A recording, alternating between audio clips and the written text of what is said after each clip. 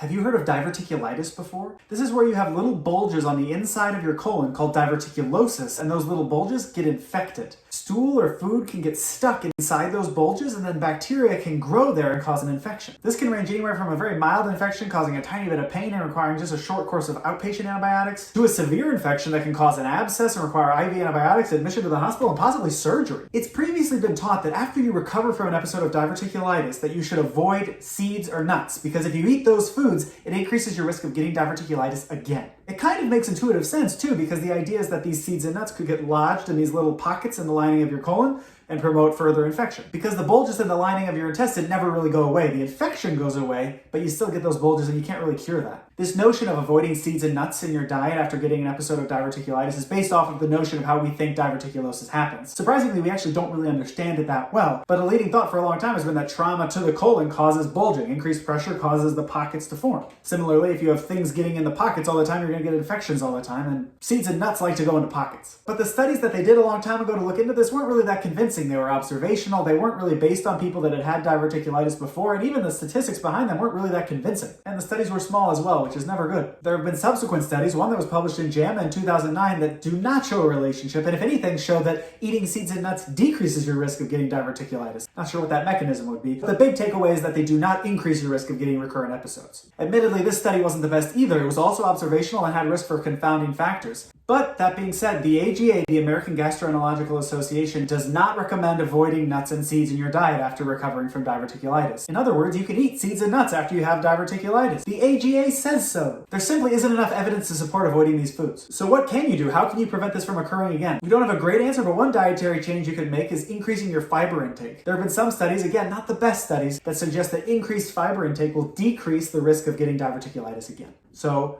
increased fiber is in. Sunflower seeds, cashews, popcorn are also in. Yes, I know cashews aren't technically a nut, but they're delicious, so I'm going to throw them in there anyway. And this video is not sponsored by the seed or the nut lobby. Just wanted to get that out there. If you have any other questions, let me know in the comments. Like and subscribe. Thanks very much.